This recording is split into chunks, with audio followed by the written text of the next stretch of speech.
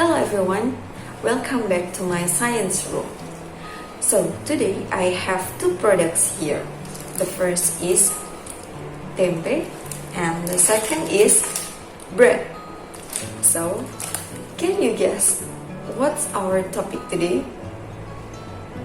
Yes, that's right. Our topic today is about biotechnology. So what is biotechnology? Biotechnology comes from two words. The first is bio, it means living, and technology. So biotechnology is the utilizes that use biological system, living organisms, or the parts of it to develop or create new products. Especially, it's product to solve problem, and of course, it will useful for us. There are two types of biotechnology. The first is traditional biotechnology and the second is modern biotechnology. Traditional biotechnology refers to the process based on the inherent capability of the microorganisms or biological agents for carrying out a reaction leading to the products.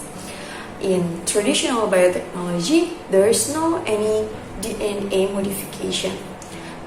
For example, of the traditional biotechnology products such as tempeh, and then bread, and then wine, and yogurt, cheese, and many products for the traditional biotechnology. I will give one example of the process such as bread. The basic materials of bread is dough, and it mixed with yeast, which is the type of microorganisms. So after that, it will be a reaction, so it can produce alcohol and carbon dioxide. So it can make the bread will be fluffy and soft products. The basic process is like that. So it also happen for the tempeh, which is need yeast in these processes. So that's about traditional biotechnology. The second kind of biotechnology is modern biotechnology. Modern biotechnology refers to the manipulation of genes or genomes for making it more desirable and to produce valuable products. There are many kinds of modern biotechnology, but today I will explain more about genetic engineering. Genetic engineering is the process which is inserted DNA which coded our desired characteristics to the organisms which express it.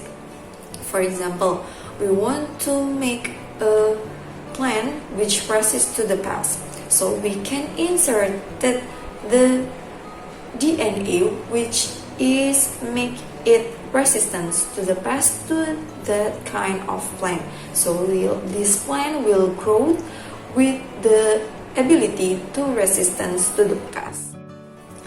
Genetic engineering is used and produced in many aspects in our life, such as in medical and then in industrial and foods and beverage, and also in environment. The name of organisms which produce or develop by using genetic engineering is called genetic modified organisms or GMO. There are some advantages of GMO products, such as the first, we can make the GMO products which resistant to the pest. And the second, we can make or produce GMO products which have more nutrition. The third, we can add the long lifetimes of the GMO products. And the last, it can be a solution for the crisis of food problems. So I will explain some examples of GMO products and why it develop or produce. The first is based on the problems of vitamin A deficiency in the development countries. So it produced the name of golden rice. What is golden rice? Golden rice is rice which consists of or inserted with DNA that can produce beta-carotene. Beta-carotene is the substances which can synthesize vitamin A. As we know that in the development countries, there are many problems of vitamin A deficiency which can lead to the blindness problem for the children. So it produces golden rice which can synthesize beta-carotene and can produce vitamin A inside of the body. So the problem of lacking vitamin A in the children's body, it can be solved. The second, in the Hawaii, there are problems of caterpillar attacks or pest attacks to their eggplants product. The scientists developed eggplants which resistant to the pests, because if we face the problems of caterpillar attacks or pest attacks by using pesticides, it can harmful for the farmer and their families' body. So the solution is they produce eggplants which resistant to the pest.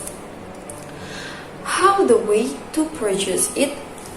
The way is by inserting the BT products or BT DNA to that eggplants. What is BT? BT is Bacillus thuringiensis bacteria. So it inserted to the eggplants, so the eggplants will grow which resist to the pest or caterpillar. The third is palmetto. Palmetto, it's kind of plants which can produce two kind of fruits. The first is potato at under of the land or at the roots, and then tomato at the top of the plants. So in one harvest they can produce potato and tomato. The other products of GMO such as seedless fruits.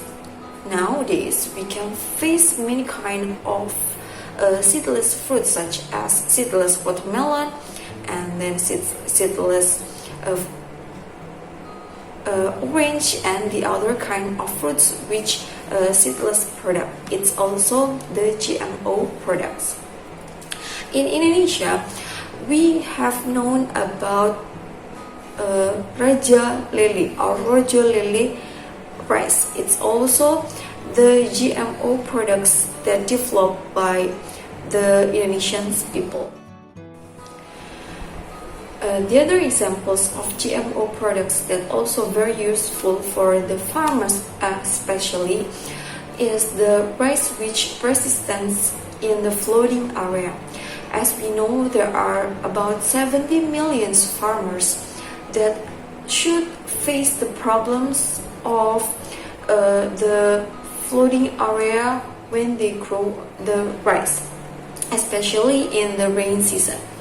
So the solution by the scientists is producing the rice which can survive in the flooding area, because the real rice only can survive in 3 days, but by using GMO rice it can survive until 18 days in the flooding area. So it is very useful for the farmers. So based on my explanation, we know that biotechnology, the GMO products, is very useful for the humans.